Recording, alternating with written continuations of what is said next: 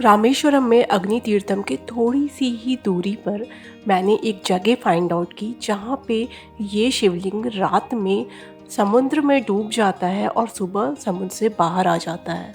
और सोचने वाली बात यह है कि इस बारे में किसी को नहीं पता। और इसके साथ ही I witness the most beautiful sunrise of my entire life. तो ये वीडियो बहुत एक्साइटिंग होने वाली है क्योंकि इस वीडियो में मैं अपना कैमरा मंदिर में लेके जाने वाली हूँ और जो भी चीज़ें मुझसे रह गई थी मैं मंदिर में दोबारा गई थी वो देखने के लिए। तो टाइम ना वेस्ट करते हुए वीडियो को जल्दी से शुरू करते हैं।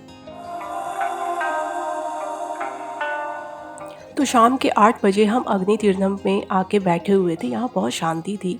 आई don't know, suddenly I was remembering my childhood. I came here in Agni Theertham with my family when I was in second standard.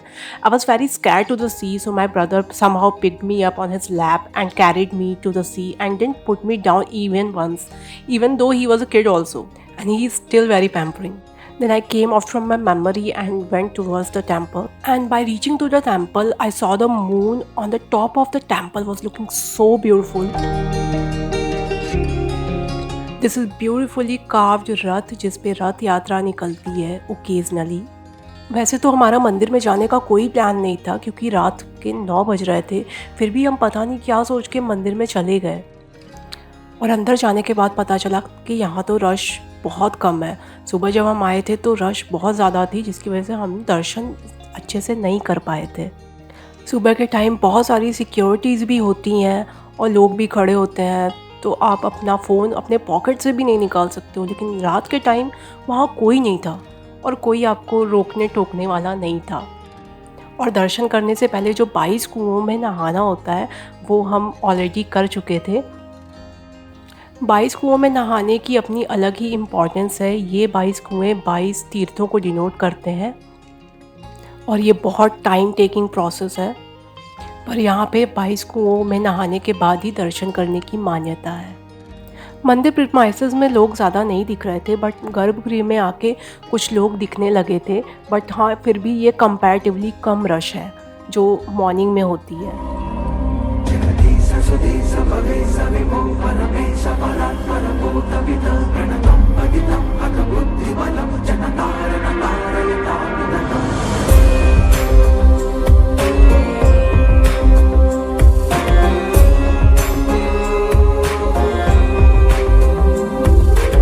I managed somehow, but ये एक्सपीरियंस बहुत अच्छा था।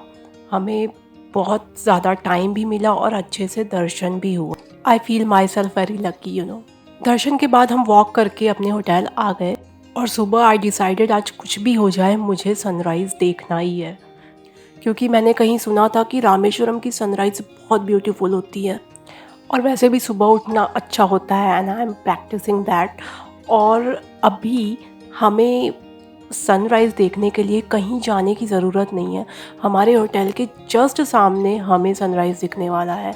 ये हमारे होटल की एंट्रेंस है और इसके जस्ट सामने ही ओशन है और ये गार्डन में जाने वाला गेट है जो इसके जस्ट सामने ही है।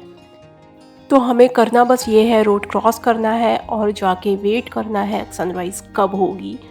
मैं बहुत एक्साइटेड थी सनराइज़ देखने के लिए। पहले तो मुझे लगा कि उजाला इतना है तो सनराइज़ में भी हो गई है, बट ऐसा नहीं था, सनराइज़ नहीं हुई थी।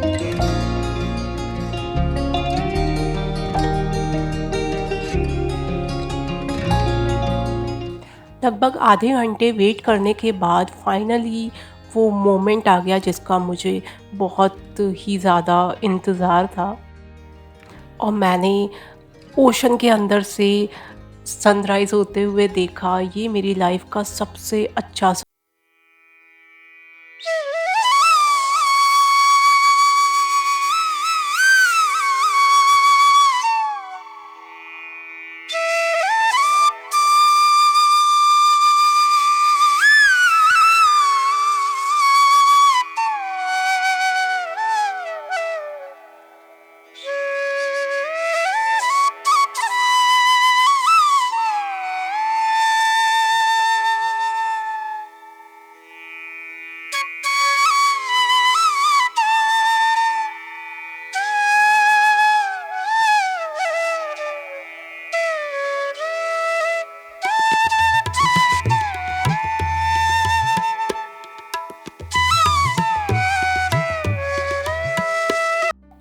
इसके बाद हम उस लोकेशन पे गए जहाँ पे हमने वो शिवलिंग देख रखा था, जो हमारे होटल और अग्नि तीर्थम के बीच में था।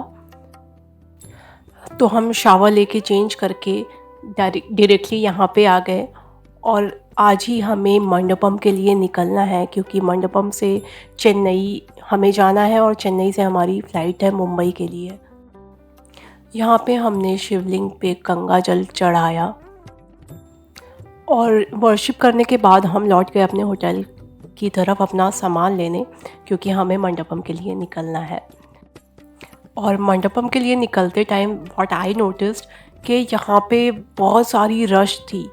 अभी जहाँ कोई नहीं दिख रहा, यहाँ पे बहुत सारी रश थी और बहुत से लोग पूजा करना शुरू कर दिए थे, बट वो मैं रिकॉर्ड नहीं कर पाई क्योंकि मैं दूसरे साइड में बैठी थी।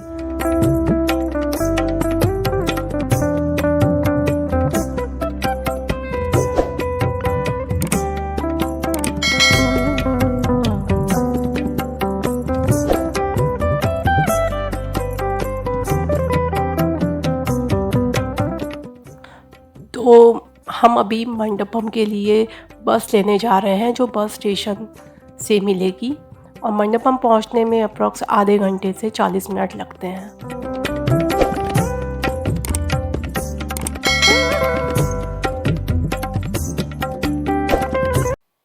This is again the famous Pamban bridge, जो कि अभी जिसकी मेंटेनेंस चल रही है।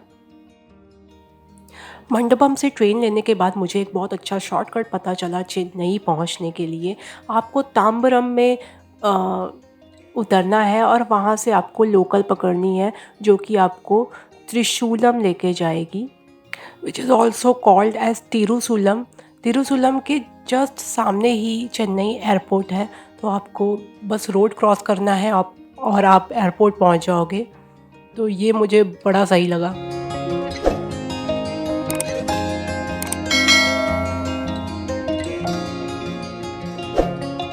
और यहाँ भी हमें सनराइज़ देखने को मिली, ये भी बहुत ब्यूटीफुल है। सनराइज़ तो हमेशा ब्यूटीफुल होती हैं और ये भी बहुत खूबसूरत थी। हमारी फ़्लाइट को अभी 3 घंटे हैं, तो हमें चेक इन वगैरह करके फिर भी हमें 1 घंटे वेट करना पड़ेगा।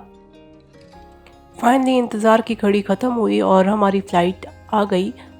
और हमारे पास लगेज ज़्यादा नहीं था, हमारे पास सबके पास अपना एक रक्सैक या बैकपैक था, तो हमें लगेज जमा नहीं कराना पड़ा और हम इजीली चले गए और 2 घंटे में हम मुंबई एयरपोर्ट आ गए। तो ये थी हमारी साउथ इंडियन जर्नी। हमारी अगली ट्रिप में हम जाने वाले हैं जयपुर, तो जल्दी से कर लो आप वीडियो को लाइक, चैनल को सब्सक्राइब और बेल आइकन को ज़रूर प्रेस कर लो। तो मिलते हैं जयपुर में, तब तक के लिए बाय बाय।